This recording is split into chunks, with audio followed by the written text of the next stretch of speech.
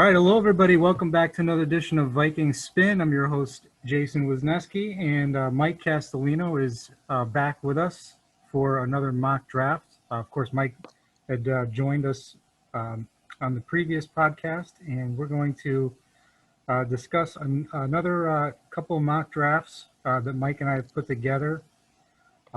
Before we go into that, we're going to kind of segue with a rumor that's going around for really the last month or so, but it kind of picked up steam again this past week with talking about a potential Orlando Brown Jr. trade from the Baltimore Ravens to the Vikings, involving some sort of deal with a pick swap, 14 to pick 27, and some additional picks involved as well.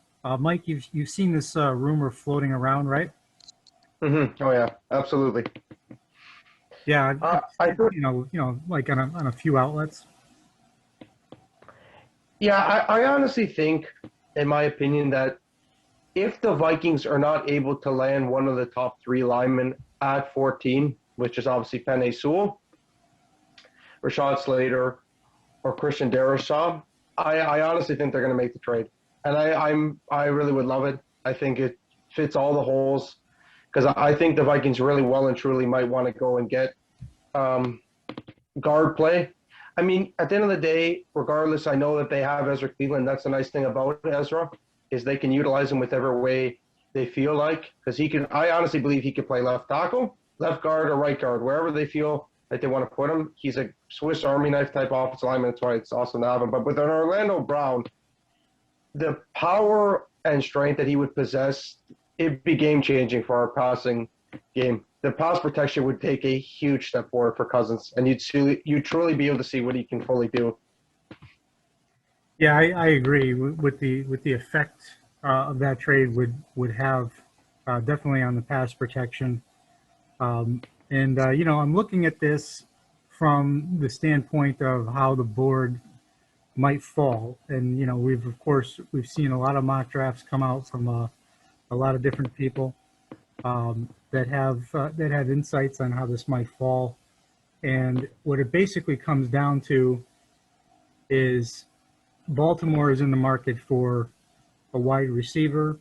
They might really like somebody, maybe one of the top three, or even maybe one of the top four, depending on how they feel about some of the other prospects. I know, Rashad Bateman is being thrown out as maybe the fourth best in the class.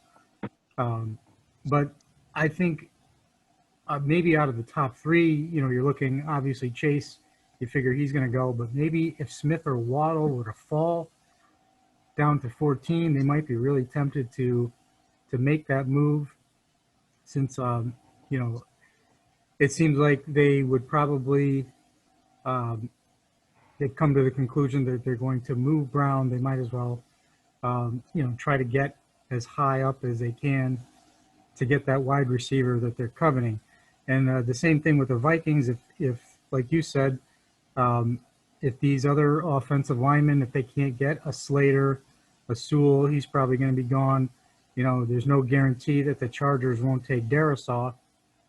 The Vikings might feel compelled, depending on how they feel about Ezra Cleveland at left tackle, they might feel compelled to take Orlando Brown Jr. It might be too good to pass up considering what's on the board at that time. Yeah, I agree 100%. I think that's going to be the key to this trade happening, obviously, as well as offensive linemen not being there, right? I think if Darrisaw's there at 14, I'm now convinced that they're not going to move. They won't leverage, and they'll just stick and pick and take him. But with the Ravens, that's the one thing you make a good point there is I'm not so sure if Devontae Smith or Waddle would fall, but if they do, I think it's almost a guarantee that it would happen because at the end of the day, Baltimore is getting a 2022 2020, it would be a 2023 compensatory pick for a top tier lineman when they can get way more and moving up 13 spots in the draft. I honestly think they deal him. That's my personal opinion. I think there's no way the Ravens are going to risk losing such a high asset for nothing because he's not going to stay on a franchise tag. Some people were talking about that. I was talking to a Ravens fan on Twitter, and he said that they could tag him and then trade him, but he's not going to want to take the tag because they're not going to want to give him a left tackle type franchise tag. So I think he's straight up going to hit the market, or he's going to get traded at the draft. So I think it's going to happen because that's the only way they're going to get their most value out of it. Yeah, I agree. I think the most value is to do it now. You know, you really don't know what you're going to get in a trade when you're franchise tagging someone. You know, this is probably the time for them to sell. So yeah, definitely. It'll go, you know, based on how this falls. And that's kind of what I did here with my mock draft here. So I had it, you know, where the board does fall like that, the stars align. And so my first pick here, I did make the trade with the Ravens. In this simulation, I gave them the 14th overall pick plus round 4, number 14, which is the top pick that the Vikings have in the 4th round, plus a 2022 second round pick. And then I got back Orlando Brown Jr. and pick 27. And with that pick, I selected Jason Owe, defensive end out of Penn State. And yeah, I don't. What are your thoughts on Jason Owe? I think with a player like Owe, you're obviously going off of traits. You're not looking at statistical seasons at Penn State because they're not wildly impressive. But the upside at 27 to try to get a guy to pair up with Danielle Hunter, that I don't like the full-on one-on-one comparison with Hunter because I think he's just a natural athlete and a freak, which has made him special. But he does have some of those similar traits where he wasn't a breakout star in college, and I see why he's getting that comp. But those athletic raw traits that you feel that he could bring to the table beside a guy like Danielle Hunter, it could be absolutely terrifying if Andre Patterson can mold that clay again. Oh my gosh, it would be a phenomenal choice. I would love to get a Jason Owe at 27 in that scenario. I think that's exactly what they need. Like I said, we've talked about this before, but I'll say one more time. I think we need to come out of these early draft picks, the first 2 days of this draft, with a high-end lineman and a high-end edge opposite Hunter. So, yeah, that would be brilliant. Yeah, I do. I agree with that assessment on, you know, offensive line and defensive end. I think that would really give the 2021 Vikings their best chance to compete.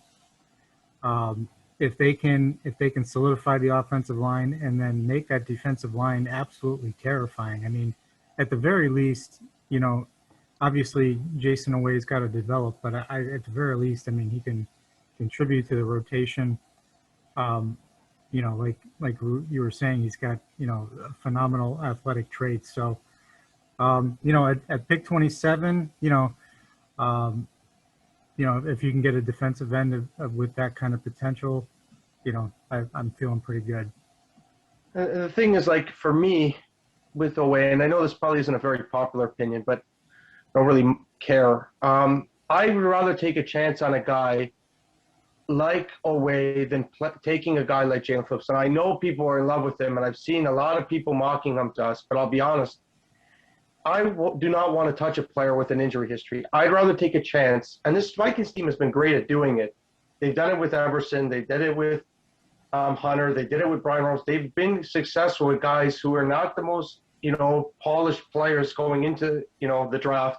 They find a way to being pretty darn good pros. So I think it would be brilliant. And I'm also a similar scenario. Like, there's lots of guys also they could take here, but at 27, I'm more than open to taking a guy with that really high risk but extremely high reward.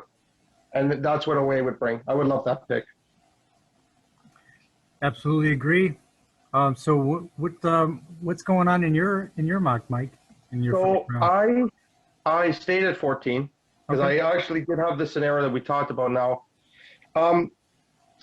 I took Christian Darrisaw. I think there is a chance that he falls. Obviously, his PFF grade was 95.6, which just goes to show you the type of player that he is. He earned the best PFF grade out of any Power Five conference team offensive lineman. Obviously, you could see that. And then he's 315 pounds, 6'5", and he only allowed 6 pressures the entire 2020 season, not giving up a single sack or hit to his quarterback. And if I went and watched some tape, and you could see it, his dominant strength against a player like Phillips, or sorry, not Cameron Phillips, Jalen Phillips out of the University of Miami. I watched them yesterday, some tape, and he completely took him out of place. You could see how strong his hold is. He'd be an absolute blue chip, day one, perfect fit. And I know that's, we'd love to see Ezra Cleveland play. I'm not so convinced they want to play him at left tackle. If they could land a Darisaw, I know he might not be there. That's the one thing that worries me is the Chargers, like you mentioned a few minutes ago. If he gets by the Chargers, to me, the Vikings are running to putting that draft call in and getting that done. Yeah, I've heard rumors that that's what they that is what they would like to do, and for me, really, that's really an ideal situation to be able to get that left tackle on a rookie contract would be phenomenal. I'm thinking about the Brown trade in the event that he's not there, but my God, if he is there, absolutely. And it is possible. With the Chargers, they could go in a different direction because they have multiple needs. So I mean, it's not, like it's a done deal that they're going to take Darisaw, but we'll find out a week from now. But absolutely, if he's available, I'd be ecstatic with that pick. Like, I like the point that you made there. Like, I know that the Chargers went extremely aggressive this free agency to address their own, because it's been bad for a long time. Even going obviously back to Rivers' days there. I know he only was with Indy for 1 year, but it goes back a while. And they brought in Corey Lindsey. I know he's a center, but I think they've addressed their O-line so much in free agency. They brought in Lindsey, and I think they brought in a high-end right tackle. It's not coming to me at the top of my head here, but I know they made some really high-end big moves in free agency, because I don't think the Chargers want to take a lineman here. I really think he falls. I'm convinced that Slater will be off the board, and Sewell. I think that Darisaw could fall. He's the one guy that is possible. And if not, like you said, the Brown trade scenario is a darn good backup plan. So I would love that. Either way, I'm happy. Be ecstatic. Absolutely. I went now for my next pick here. I made a move. I traded, round 3, pick 14, round 4, pick 20, and round 4, pick 36 to Seattle. Seattle only has 3 draft picks, so I figured they would be a good partner to move up with. They gave me their second round pick, which is the 24th pick of the second round. And with that pick, I took Alex Leatherwood out of Alabama, guard/tackle. It would be tremendous. Alex Leatherwood probably plugs in, I'd imagine, obviously, in Minnesota, especially if we got Orlando Brown. I think he's guard for us. I think he would end up playing. I think he'd actually end up playing right guard, because I think they want to put Ezra on the left side because it is his natural side. Right. I think that's what I would love that. If they were able to land a high-end tackle and then completely fix the interior, so you have one of the, definitely a top 20 O-line. And, I saw that tweet that you resurfaced from January with the Vikings pass protection grades the last few seasons. And it goes to show you, they went to the NFC title game with a 17th ranked offensive line towards, pass pro wise. So it doesn't need to be perfect. It just needs to be dramatically improved. And that would do it. That would cement it. And it would be phenomenal if they were able to get Leatherwood and Brown in this scenario.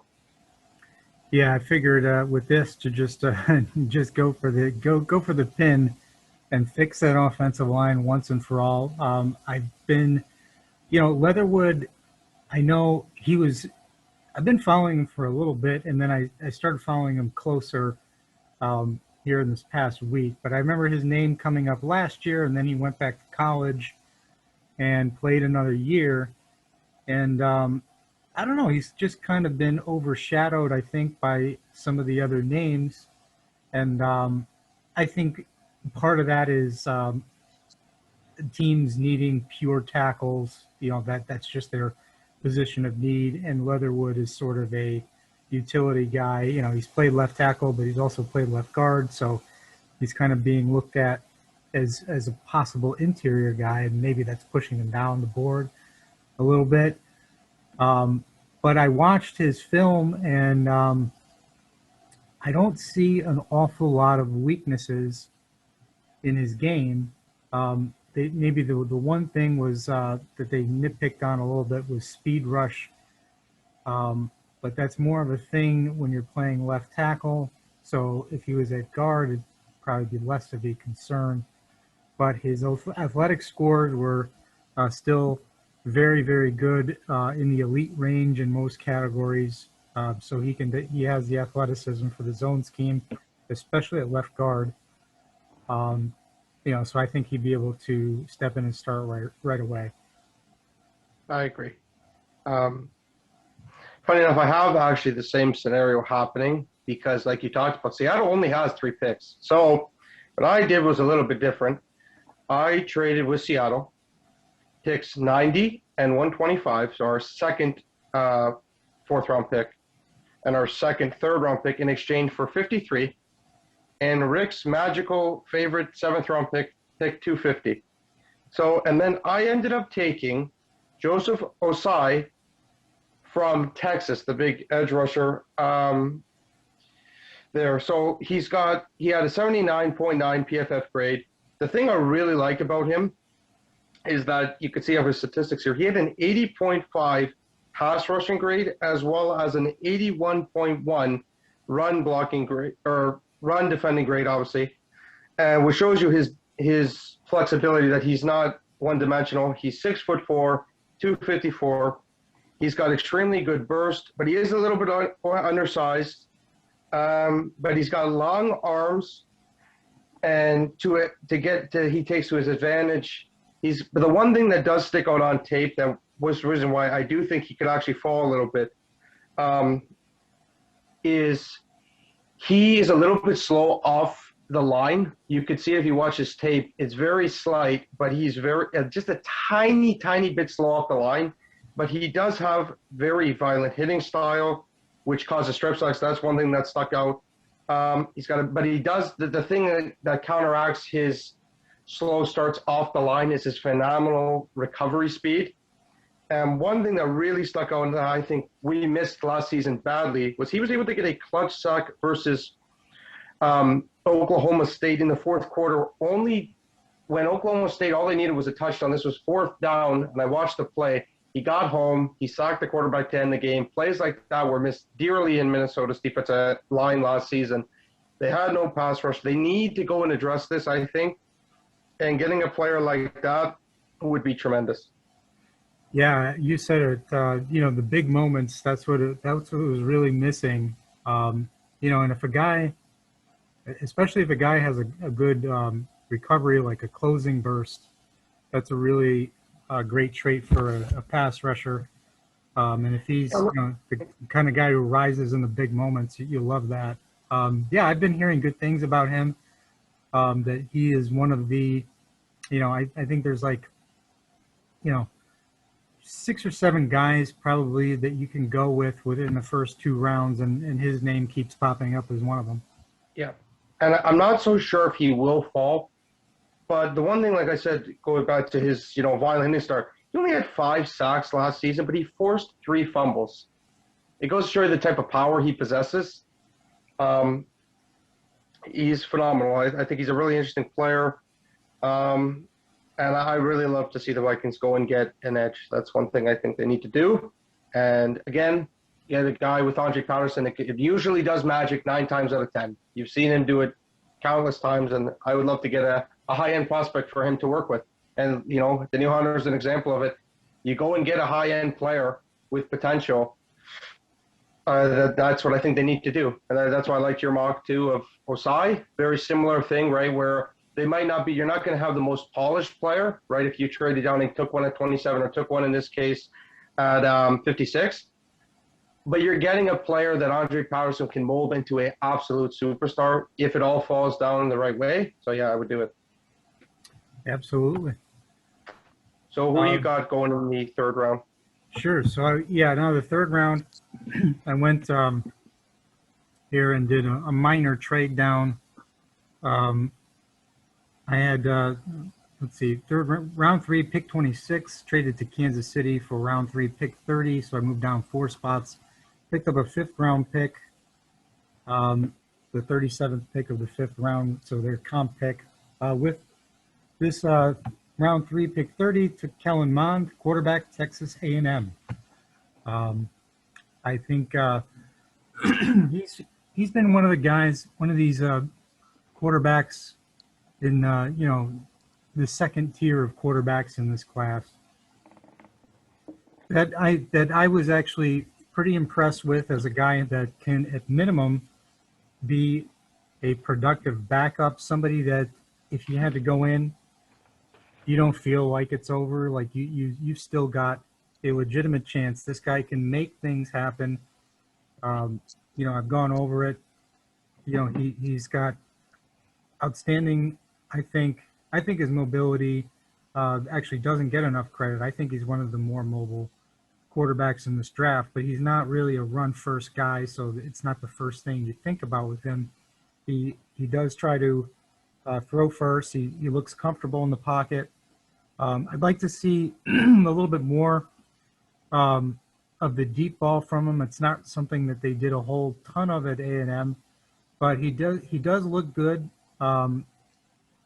With the rhythmic, some of the rhythmic concepts that they had, a lot of the West Coast stuff that they ran there, and we run variations of that. But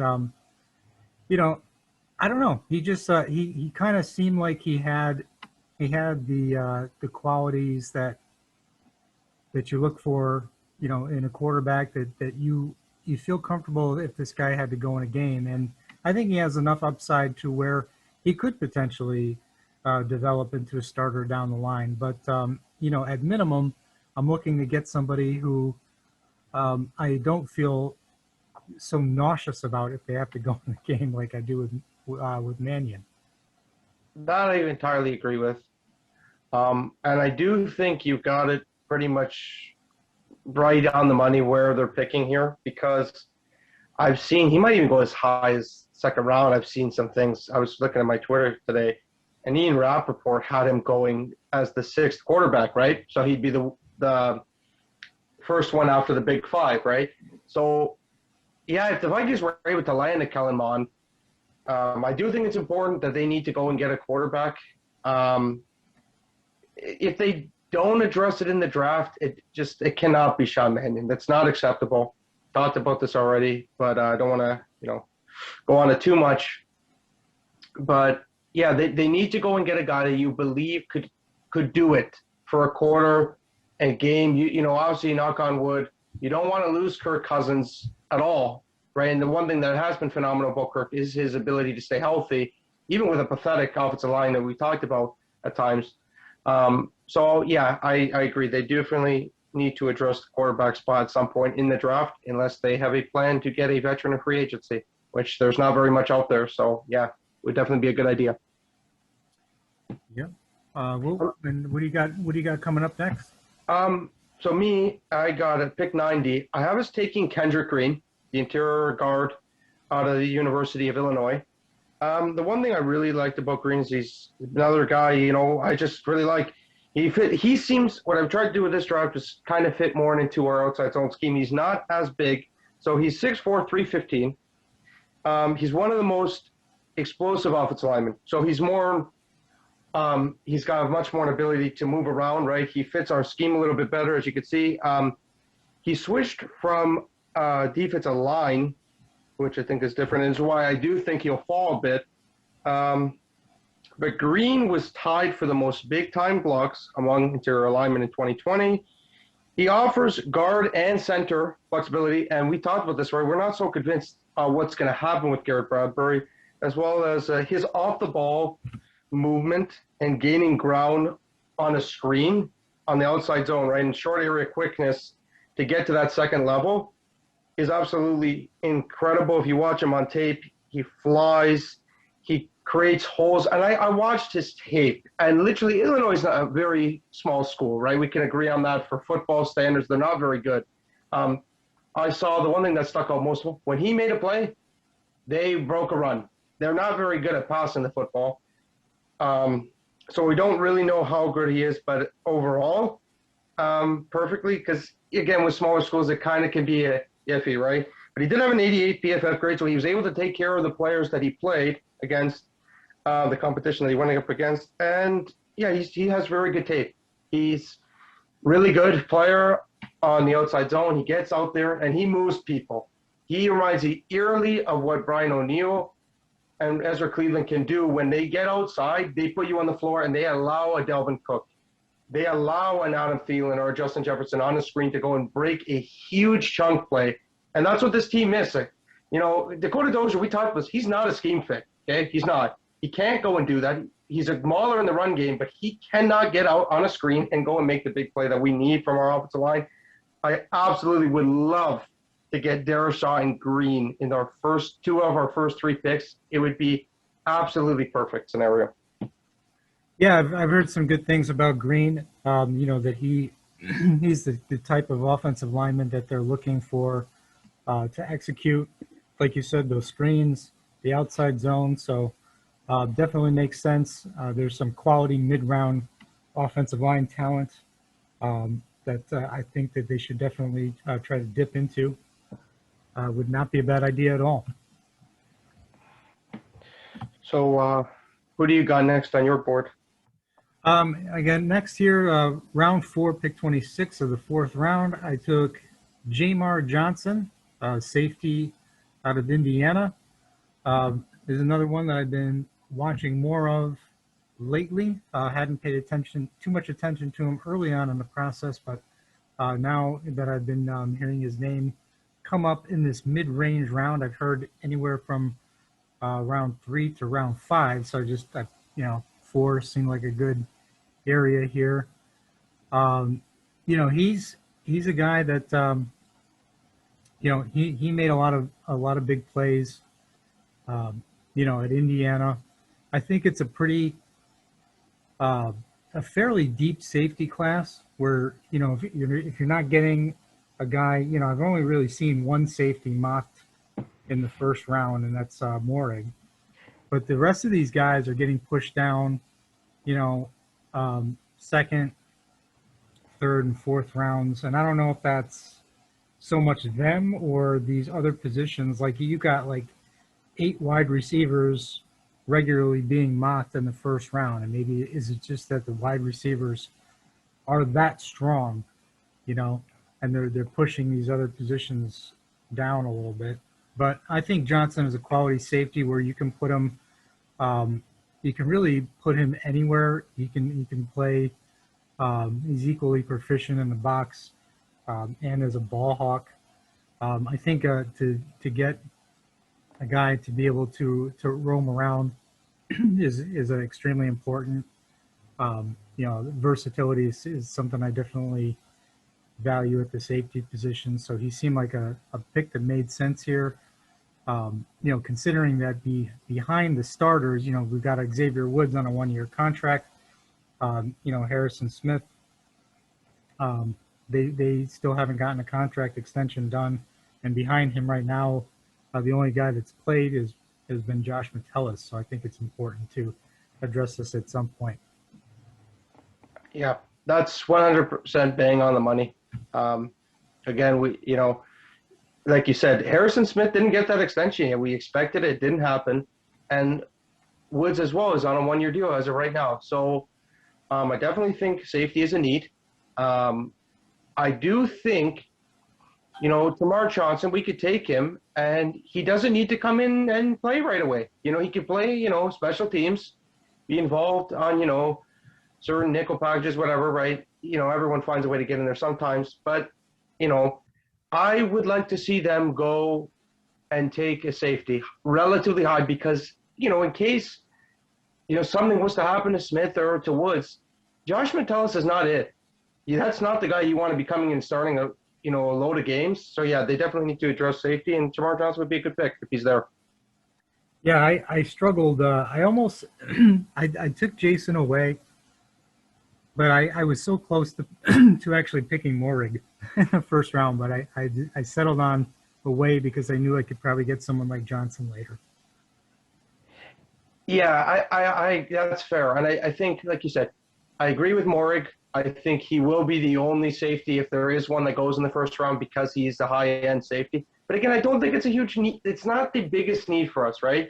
And I know that some people want him, and he is a bit of a fan favorite. I've seen on mock drafts and stuff. But for me personally, I would agree to get one in the middle rounds. I think that's where you can get a safety because they don't need to come in and play right away. We can, they could play special teams and have a smaller secondary role on the team, and it would be a tremendous value. And you'll see by what I did in the fourth round as well, that I do think the Vikings can kind of take it, smartly and not having to, don't have to be so overwhelmed and take it as the top priority. And yeah, get one in the middle rounds. Right. So with my fourth round pick at 119, I took a safety as well, Andre Cisco out of Syracuse. With Cisco, he is a pretty long, tall corner. He's 6 foot 209. So he had incredible plays littered all over his tape. Unfortunately for him, though, he did tear his ACL halfway through the 2020 season. And that's why I think his stock will drop accordingly because of that. But on the more positive note, his hands are phenomenal. He gets up there and has a chance at picking off a pass, he will. He's very aggressive on routes. And like I said, he's an absolute burner. Then, though, his PFF grade was a little lower, obviously, because, like I said, he was injured. He only had a 67.9 PFF grade, but he hits like a tank. He's got very good hands. Unfortunately, he wasn't able to stay healthy this season. But, his ability as a rookie in college was able to show because he was 2018 ACC Rookie of the Year. So he can come in and play right away if needed at times. But I think with him, like I said, he tore his ACL midway through the season. He might not play right away, and he might even start on the pup. I don't know. But for me, I'd rather take a player with high upside than not take one at all or take one too high. And like I said, the middle rounds is exactly what I want for this team to do, and that's why I picked and selected Andre Cisco. Yeah, it sounds like that injury. You said it was mid-season, right?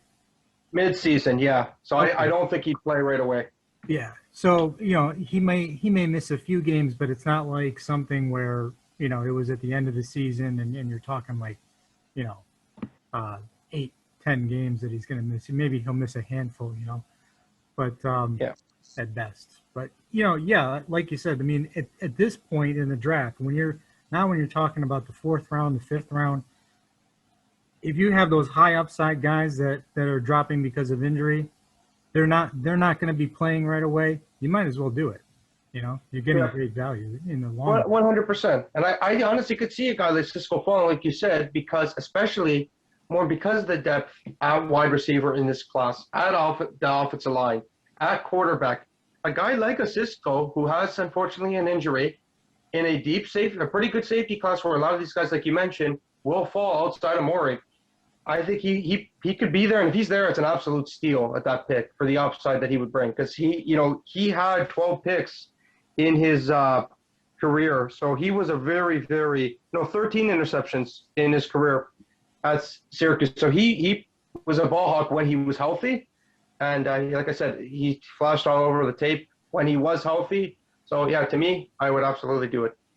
No risk, or not a very high risk and a very high reward, almost nothing. So that's what I would do. Absolutely. Moving on here for the fifth round. I'm hoping that this guy is there. He's been a pretty well-kept secret. Now people are starting to talk about him. I hope they don't keep talking about him. But Shi Smith, this is round 5, pick 13, Shi Smith, wide receiver, California. Also has return man ability. a speedster.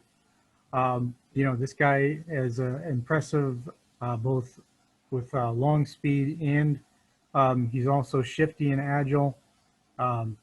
He's the ideal slot receiver type that I think could come in and make an impact not only on the offense but also on special teams where it's sorely needed. Guys like him. I also like Daz Newsome, right around this range. Um, there's also guys that you could look at like Anthony Schwartz, although he doesn't have the special teams prowess, but just that third receiver that's going to be more dynamic than a Chad Beebe or BC Johnson. I think this receiver room could use a guy like that. Yeah, 100%. I agree. We do need an explosive slot receiver. It's no secret. Now, I don't think it's, like you said, it's not one of our hugest needs, but like you said, we do need to upgrade on a BB or on a BC Johnson and have a straight up slot guy, even if he never plays outside receiver for us at all, right? Because we have Jefferson and Thielen, we can take straight up a phenomenal slot guy to play wide receiver 3 for us. Guy that's never done it, any pretty much next to no outside stuff. Come in and contribute right away and have an opportunity to be a wide receiver 3 on a phenomenal stacked offense. It would be awesome to get a Shi Smith. And plus, you said return ability. We need that. That's something that is under the radar with this team. Special teams, we don't have it too good in Minnesota at times with that. So, yeah, 100%. I'd love to have an acquisition like that in the draft. Yeah. How much do we miss Cordero Patterson and Marcus Sherrills these days? Yeah, it's unfortunate. It's very true. With Patterson, though, he did sign with Atlanta. I think he would have been too much for us. But, yeah, just the sense of having a player like that, even though they might not contribute a huge amount in the passing game, we need a return man. The one thing, I'm not going to go off too much off point here, but I think Mike Hughes might have a chance at being a punt returner for us, depending on what happens as well. But I agree with you. I do think we should add one in the draft as well. Yeah, and to get a higher wide receiver 3, right? So yeah. Yeah, no, and yeah, not to spend too much time on it, but I do agree with you on Mike Hughes. I think that would be a good way for him to kind of rebound off of the injury riddled seasons. Now that he's like 4th on the depth chart, I think if he can come in and play a role on punt return, that'd be a big boost. 100%. So for me, with my second 4th round pick at 134, I also have the Vikings taking a wide receiver 3 type prospect, Tylan Wallace, University of Oklahoma State University. So again, he fits the mold of a wide receiver 3 in the slot. He's 6 foot tall. He's 190. He will be best suited as a slot receiver, like I said, but he has huge nut production. Last season, he went for 1,491 yards and 12 touchdowns with the Cowboys. So, but he doesn't have breakaway quick speed. Like, he's not going to burn you like a Tyreek Hill by any means. He ran a 4.48, but he's not a huge burner. And he's not going to be a huge mismatch size-wise. So, but he is phenomenal at running routes. And he's very good at, he's an average player at getting slots. So he knows how to find gaps in the defense, right? Exactly what they need on this offense as a wide receiver 3. But he's not afraid to get a little chippy. He fights back against the press. He's with rock solid production for 3 straight years at Oklahoma State. And, he's good at shielding DBs also on jump balls. So, why not a player like that in the 3rd round, or the 4th round, where he could go and be an absolute beast for us in the slot. And he's got ability, like I said, to get jump balls. He showed it as well against Texas, University of Texas, where a guy was literally holding him on the plane. He was able to bring it in. So a player like that for us coming out of the slot would be perfect. That's exactly what the Vikings need. I think we both agree on it. All the BC Johnson and Chad Beebe, they weren't high pick. Beebe was an undrafted player. If I'm not mistaken, Ola BC Johnson was a 6th round pick. So, you didn't take very much into them anyway, draft stock wise. So I think they should upgrade. And I think Tylan Wallace would be a perfect fit to come in and play as Minnesota's wide receiver 3 in the slot. just like in your scenario, Cy Smith, it would be perfect. Yeah, I'm actually. That's interesting that you brought up Wallace. He has been one of the more impressive guys that I've seen, like in this range of the draft, this like fourth round range of the draft. He is impressive. Like his route running is really good. His timing on the jump balls is really good. So I think that's a guy that could really contribute. I think he would make a surprise contribution on the offense.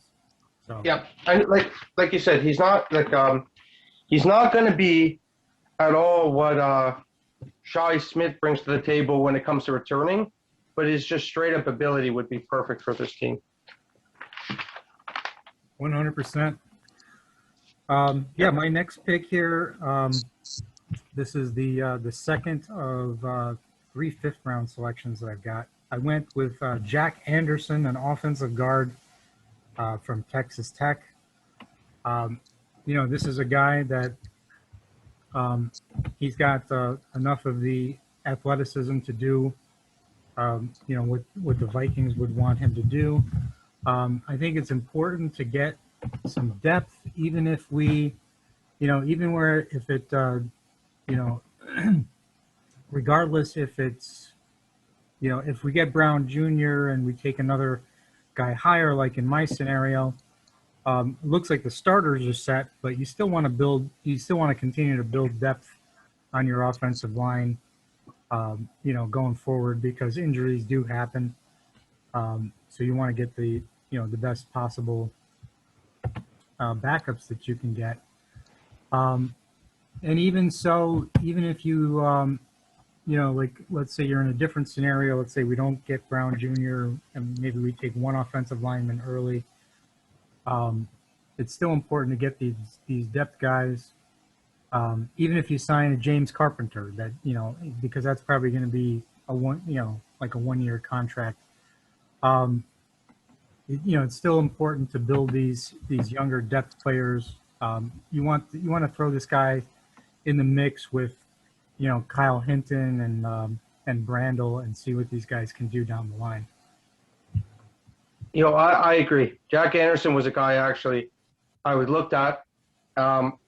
I'm from where I was picking, I wasn't so quite sure if he'd fall, but again, I think where you have him is a good spot. And I would love to we need depth. We need depth at guard. Like you said, even if we was to bring in a James Carpenter or another good, solid veteran piece at guard, we don't have a lot of depth on this team. And Dakota Dozier, I don't think will be back after the season, God willing. So, yeah, it's just one of those things where they don't have a big name depth piece like at all on the because we don't even know if Ezra's where he's gonna play, right? So I 100% I would love a Jack Anderson, and he can come in and compete right away, right? So that's what they need to do. They can't play around with the offensive line anymore, and they need to go and do something like that. 100%. Yeah, I'm on board. Yeah, it's important that these roster spots are not just given out. Starting jobs are not just handed. Like, make these guys earn it. 100%. Yep. So with me, I had a similar idea to you, but I went with a more funner prospect for me personally. And with our last fourth round pick at 143, I took James Hudson, the big offensive tackle out of Cincinnati. With him, he's got an enticing blend of agility and athleticism. He's got very sweet feet. Again, fits our scheme. Tried to play a little bit more into Rick Dennison's hands on this one. To take him to the toughest angles as a outside zone blocker. He's great at angling in the second level on the outside zone on the screen, right? But the one thing with him, the reason why I think he's going to be here, even though we had a good production rate with a 75 AFF grade, is he only has one season of starts, only 11 starts, and 778 total snaps. But then that was mainly because at Michigan, he was brought in, and not necessarily as an offensive lineman. They brought him in as a D lineman, and he then got redshirted, which is not fun. So he didn't play there.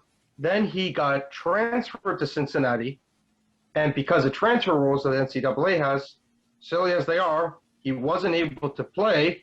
So for me, his comp is George Fant, but for me, he's a huge boomer bust prospect. But one thing that I really saw in his tape was that stuck out was his game against Georgia against Aziz Ojulari.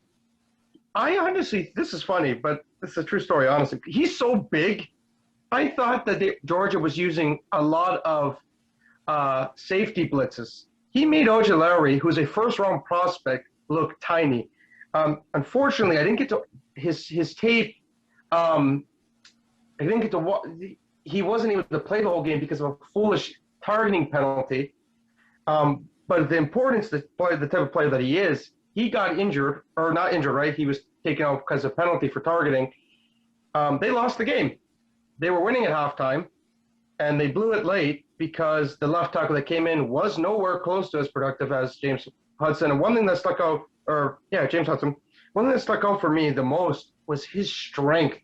He's a very strong guy for, not a huge outside lineman, only 313, right? 6'5". He's not the, like a Ben Cleveland type of where he's a big brute of a man, but he's absolutely a very fun prospect for me. And if we can get a guy like this, I would be jumping up and down because I think he could be a tremendous steal. He's either going to be TJ Clemmings, the athletic upside bust, or he's going to be a tremendous steal for the Vikings, and they have some really, really good depth along this offensive line. Yeah, but like we were saying, it's important to build that depth, and you want to have guys that offer something like that. With his, with the fight that he's got, he's another guy that I've been looking at in this range. So yeah, absolutely would not be upset with that pick.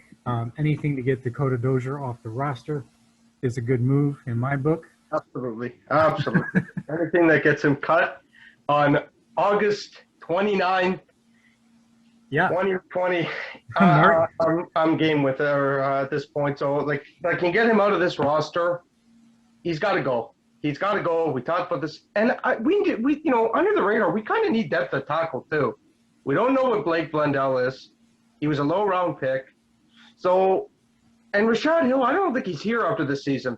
I don't think he'll come back. He's only going to want to be a swing tackle for so long. So even if James Hudson's just a great upside swing tackle for us, and like I said, his comp is George Fant, who played a lot of sixth offensive lineman snaps for Seattle back in the day, right?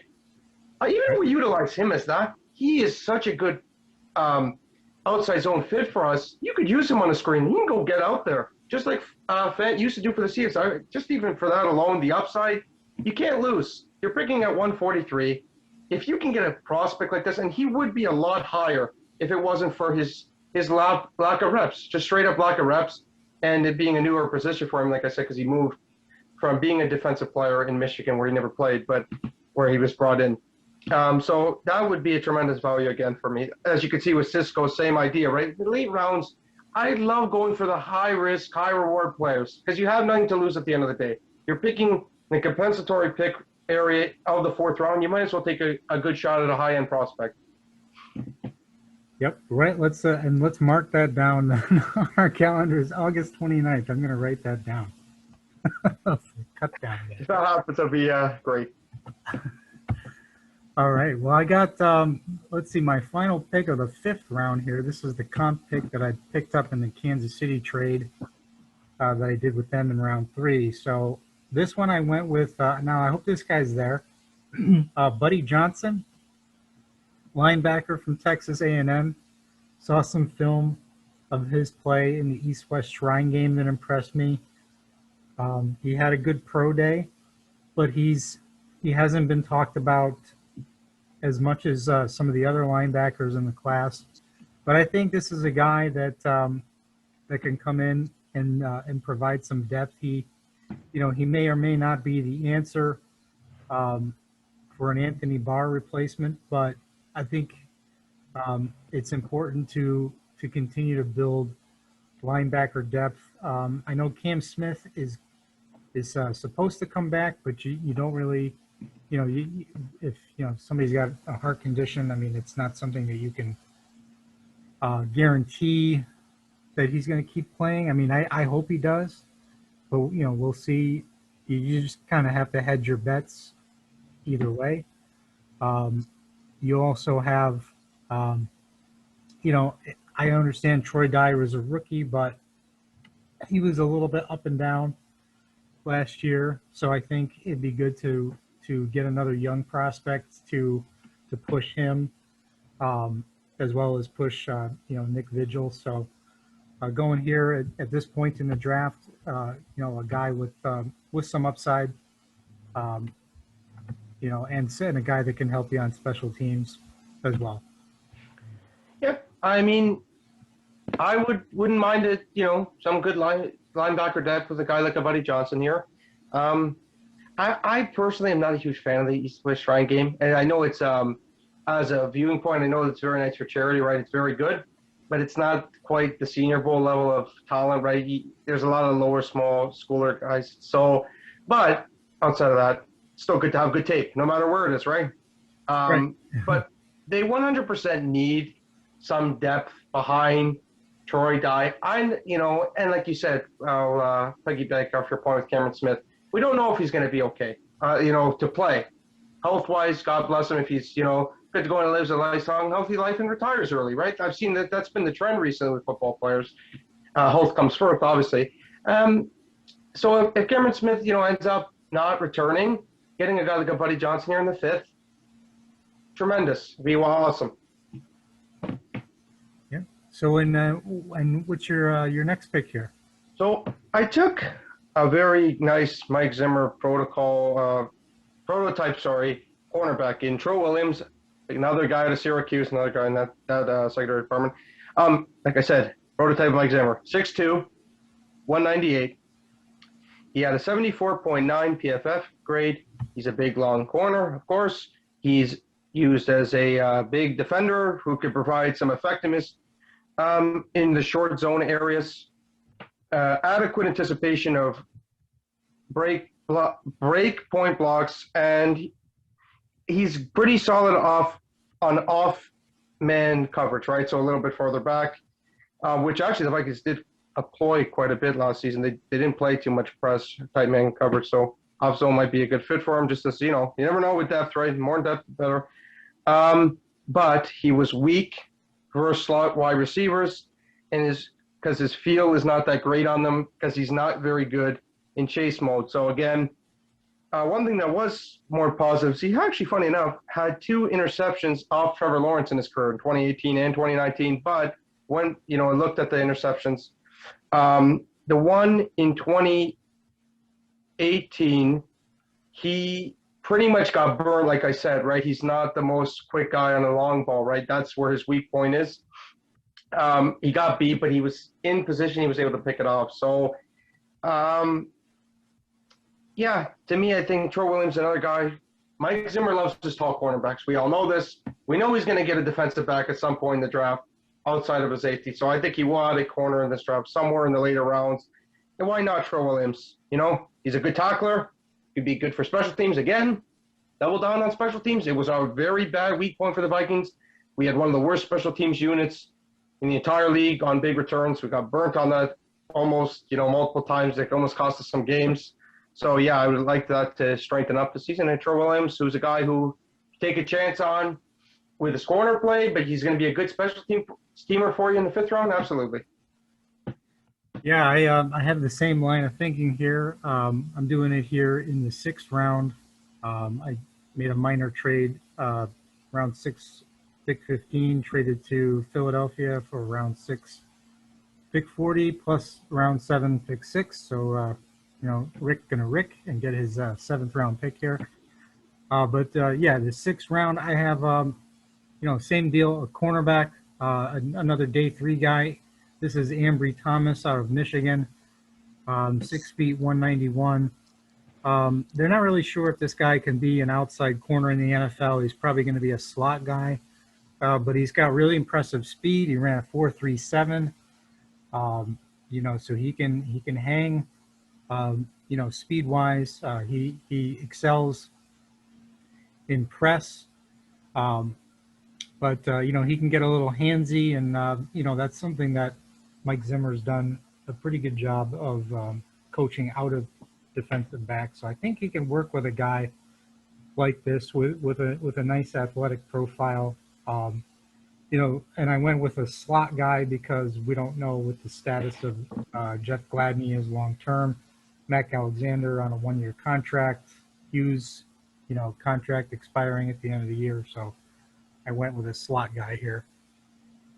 Yeah. And again, like I said, we do need depth. Be another good pick here. Michigan, big school. Yeah, I'd be okay with that. Like I said, same idea, right? I think we had the same idea. I took a bit of a longer corner, but I get your point on Gladney. We have no idea what that situation will end up. I know he's got his court appearance coming up in a few weeks. And again, like I said, the trial, we'll do what the trial is going to do. He did the deed and the unfortunate dirty business and a mistake that he'll probably regret, then, you get punished by law. So I don't want to talk about that too much, but yeah, we do need corner depth, especially in the slot if that is the case, if Gladney's gone. And so yeah, it would be another solid pick. I do think they're going to take a corner, so we'll see what happens. Yeah, I mean, and you could really you can go outside as well. I mean, Patrick Peterson, that's only a 1-year deal too. So either way, whether it's slot or outside, they're probably going to take somebody on day 3. Yeah, I agree. Yep, 100%. For me, I with my second 5th-round pick here at 168, I took Jonathan Marshall, the defensive tackle out of Arkansas. With Marshall, he was a team captain, which I know that Rick Spielman and Mike Zimmer love to get. And it's a good thing to do, right? To get a guy who you could trust. Because, being a captain of a team usually shows that you're going to be good off the field and make good decisions. But he was also praised by his coach for high character. He's got quick and explosive step off quickness right off the ball. With him, again, 5th-round pick, right? There's going to be drawbacks. He was only a 1-year starter at Arkansas. He gets bullied by double teams. He did have a 79.3 PFF grade. But for me, with him, one thing that I see is, like I said, that explosiveness, right?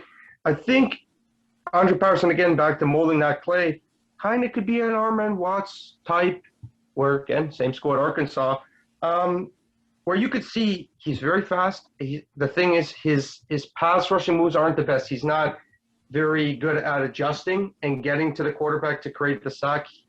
But the one play, like I said, that stuck out for me, and the reason why I would like to take a player like this again, big school, was Joe Burrow. He did in 2019. It was technically a run, like a stop, like a tackle for loss, but I consider it a sack because he completely read the play. So Joe Burrow ended up holding on to the ball.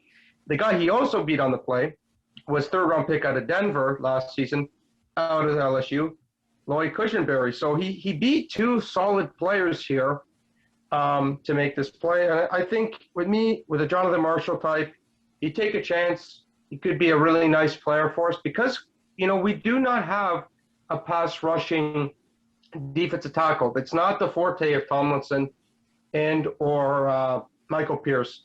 So I know we only have 1.5 sacks, but the explosiveness is there. And with a Tomlinson and even a Pierce, they're going to eat double teams. They're not afraid to eat.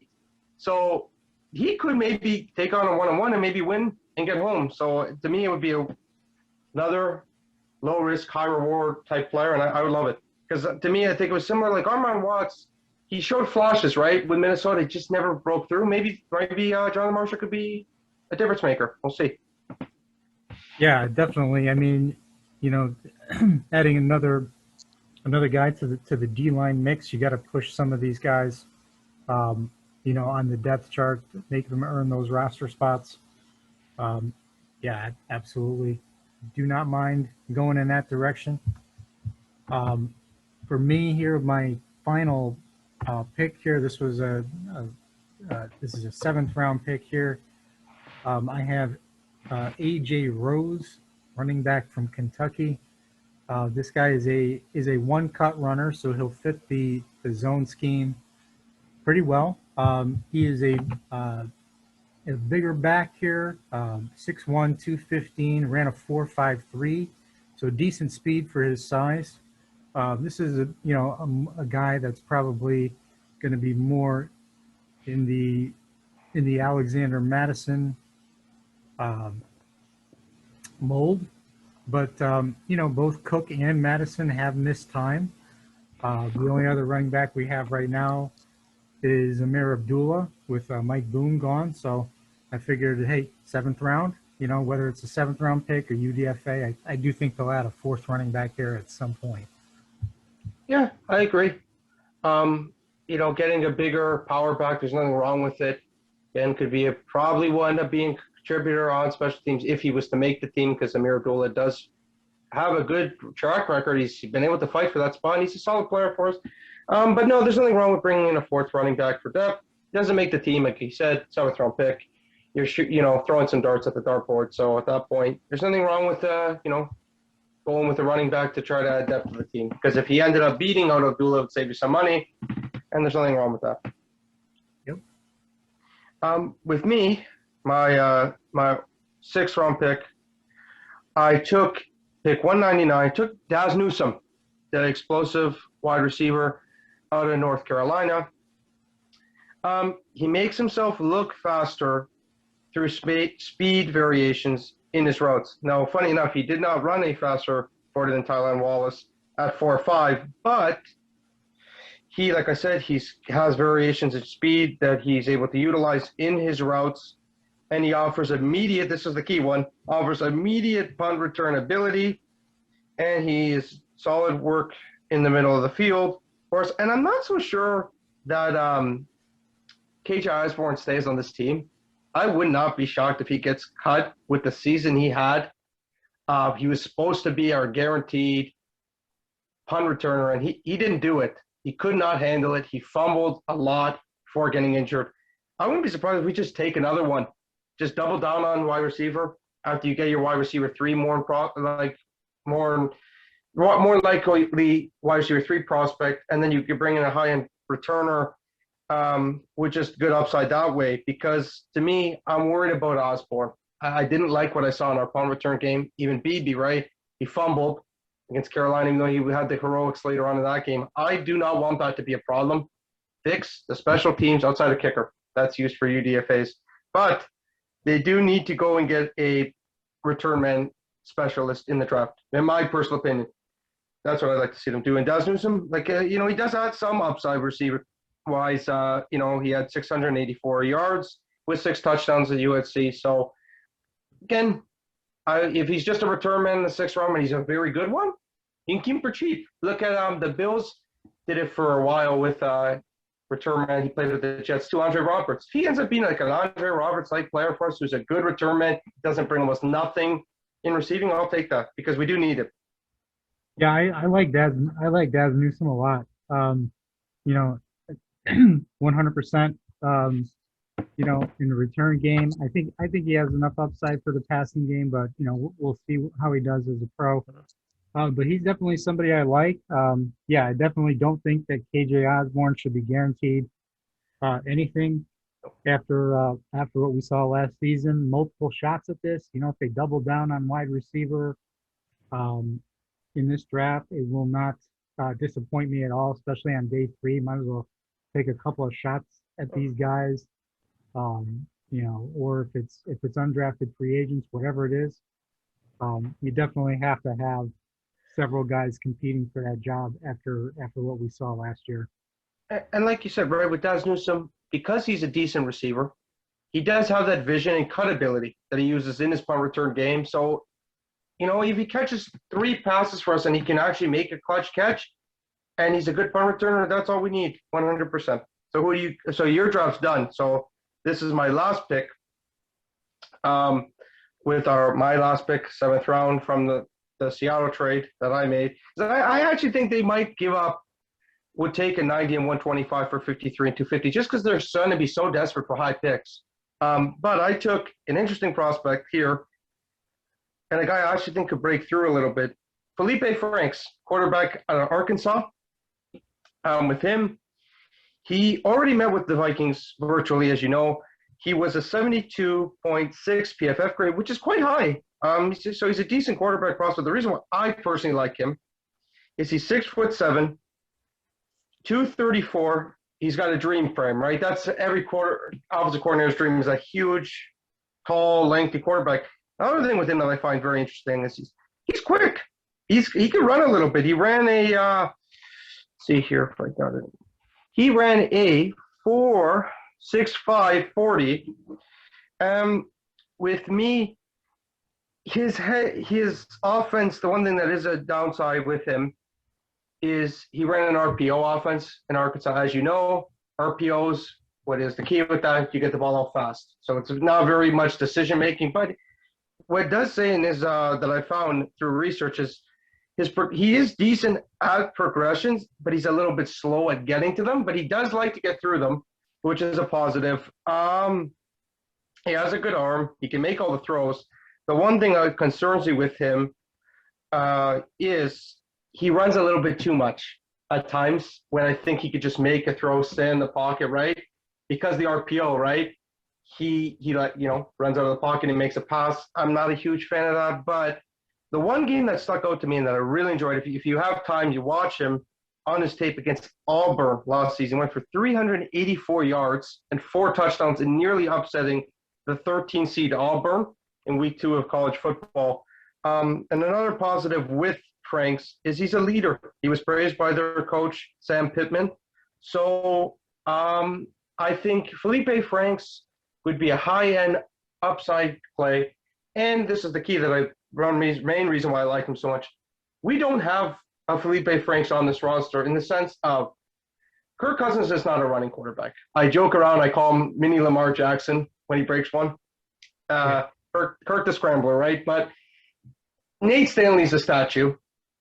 And Jake Browning ain't going to become a running quarterback anytime soon. He did not do it. He got injured along Washington, right? So it makes it probably even more hesitant to run. For me, similar to my last mock when I took Jamie Newman, this is a guy with high upside. A little bit raw, but I'll take a chance at a running quarterback. And again, if Felipe Franks is literally used to be our 3rd and 1 guy, and Cousins has had a problem with this. Let's make this perfectly clear. One thing I can actually pass through, he's not very good at sneaking. Right. So if Franks is he's 6'7", tall guy. So even if he's just a good ball handler for us his rookie year, and you develop him, you give him a chance. We never keep the players we take on the roster. Stanley got cut, and so did Jake Browning. Forget Sean Mannion, please, and because he still has not been signed as of right in this recording. So let's forget that. Let Felipe Franks be our quarterback 3.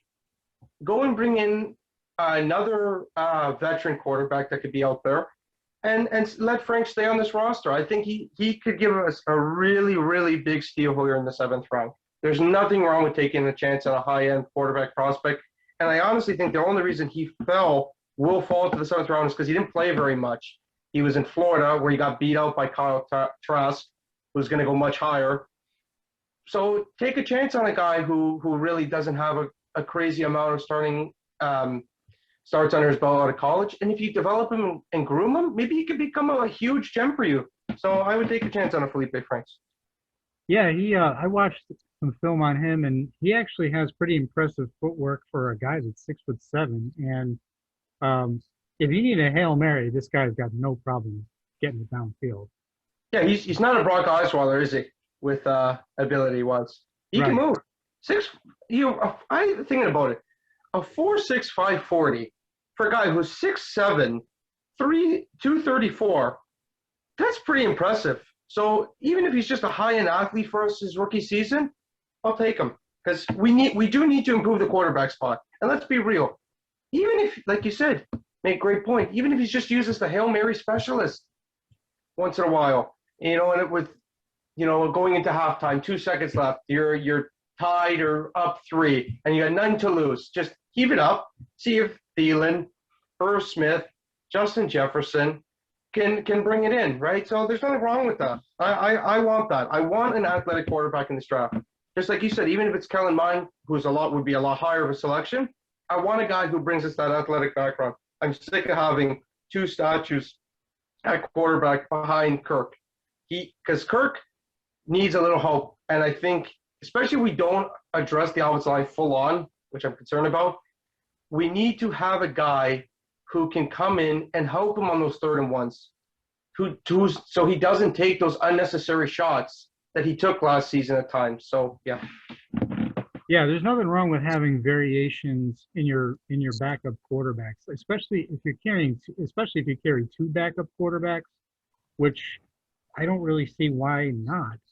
Um, you know, you can have a guy that is more like your starter, and then you can have a guy that offers something different because, in the event that you don't have your starter and you're playing a guy that's he's running your offense more like your starter, but maybe he's not Kirk Cousins, he's not as effective as Cousins at doing that, and you're looking for a spark, you want a different type of player to come in and give you something else. Like, I mean, this guy was no Hall of Famer, but Joe Webb was a guy that could come in and win a game in a different way sometimes. I mean, you don't want him starting 16 games, but or a playoff game versus Green Bay. right. But like he came in that one time, I think it was against Philadelphia back in Played well, lit them up. 2010. I mean, they didn't have any kind of preparation for a guy like that, or he just gives you something different. I mean, you're not looking for these guys to win an entire season, but can they do something? Like with Mannion, it's like if he goes in there, I'm ready to shut the television off because I already know what the result's going to be. Yeah, no, I agree with you. He's what Sean Mannion is a far less accurate Kirk Cousins. That is not good. That was your backup quarterback. And I'm not saying Felipe Franks should be our backup or straight up our backup. What I would do is bring in a veteran who is not Sean Mannion, okay, who can actually is serviceable. Even if you had to trade for one, like I wouldn't mind giving up a late 7th round pick for a Jake Fromm type, because the Bills brought in Mitchell Trubisky this offseason. They might be willing to move him for a 2022 7th. That's a great idea. Yeah, it's just something I thought of. My father's a Bills fan, so that's what I kind of want this team to do. Forget Sean Mannion, get him off the roster, and keep 3 quarterbacks. Forget the 4 running backs that we keep every season. Yeah, no. Especially when Mike Boone's off the roster, he's gone. So George Payne maybe have done us a solid here because Amir Abdullah can be the kickoff return guy. Cook, obviously the superstar, and Bam Bam Madison can be your 3rd line, goal line beast. And then you've got, Felipe Franks, a Jake Fromm, and a Kirk Cousins as your starter, of course. So that's what I want to do. But I'm going to – do you have anything else you'd like to mention on that? Yeah, no, just really briefly, like you said, with the running backs, if you're so intent on having a 4th running back, when I understand for injury purposes, why not just keep one on the practice squad? Agreed. Yeah, and you can get one in the UDFA. There's going to be depth. What I do want to ask you, and I wanted to go off a little bit. I'll make this quick. At pick 14, if we went off the board and went interesting and fun, who would you want? Oh, okay. So I'm ignoring basically. Forget BPA. about. We're having BPA fun here. BPA. Okay. So no defensive end, no offensive line. Nope. Okay. If we're just having fun, this is just for me because I just love wide receivers. If one of those guys is there, oh my God, am I all over it. If it's Smith, I don't think it'll be Chase, but if it's Smith or Waddle, my God, the fun that they could have. And you know what? And this might be naive because Minnesota might not then address the offensive line, the defensive end, but imagine having a receiving core of Devontae Smith, Adam Thielen, and Justin Jefferson with Irv Smith in the red zone. That's nearly undefendable. If you could just go, and this is what you could do. Forget the 4/4, right? And the 2/3. Trade up. Go and get Dylan Radish, who I've heard they like, out of North Dakota State. And Kendrick Green will be there in the third round. Imagine you have the first three picks you take as a Devontae Smith, a Dylan Ranis, and a Kendrick Green slash whoever, Rashad Weaver, if you want to take an edge. Imagine the upside Kirk Cousins would. Kirk's O line could just have to be top 15, and I know this is. I'm not trying to get too ahead of myself. We'd be favorites in the NFC North with that receiving core, in my opinion, because Green Bay ain't gonna do it. They don't like to take receivers. Aaron Rodgers is sad. Kirk Cousins, let's put a smile on that face. So let's do it. I'm with you. That's what I want. I want Devontae Smith if it happens. Yeah, because really, when you're looking at this, the problem last year. Okay, this was a 7-9 team, but the problem was the defense, and they, as it is right now, not even drafting anyone. They have made this a respectable unit already through free agency. I generally think it's a top 10 defense right now. Right now. Right this second, without addressing any defense. The only little itsy bitsy nitpicky thing you could say is opposite Hunter. But it's not like Stephen Weatherly's not a serviceable player, nor and DJ Wadham. They can come in and contribute. So, especially Wadham, he made that clutch play against Aaron Rodgers last season in a game where we really needed the win. So, Right. To me, I would love to have some fun. I wanted to ask you one more question. How do you feel about the two red flag players? One is injury related, one's silliness. I'll put it that way. I'm going to start with Jalen Phillips. How do you feel about Jalen Phillips as a whole? Would you, if he was there at 14 and the Vikings took him, what would be your feelings on that? Jalen Phillips, if he's healthy, he's the best edge in the class. But I mean, this is a guy. It's so polarizing because you could be kicking yourself for not taking him, but the risk is so great. It's so great, and it's the 14th overall pick. It's a fairly high pick. I mean, or the guy, he could either be an all-pro or he could be out of football within a year or two. So it's like it's so boom or bust for me. I think for this team, I think they could work with a guy like a Jason Away or somebody else, Peyton Turner, a Boogie Basham, take your pick, to make them a good, productive edge rusher. I just don't think it's so pressing. But, I could say that now, and then, the guy could become, a 20 sack guy. I just don't know. I don't know. I guess I'm not at 14. I'm just not willing to do it. I am actually 1,000% on board with you. I don't know why everyone wants us to take, and this is a different position, but that's the way I look at it. This is my comp to him in the sense of injury-wise. He's going to be Sharif Floyd. He's going to be fun to watch for a year or two, and he's not going to stay healthy. And we're going to say, why did we take him? Other than that, yes, he had a great upside, tremendous potential. I'm done with taking a chance at tremendous potential with injury history. I don't want it. I'd much rather go Jason Away. But I agree with you 100% on Jalen Phillips. No, there's a no-go for me. Sorry. Sorry, Vikings fans, I want him, but I'd rather go Gregory Rousseau later on because to me, that's more in value.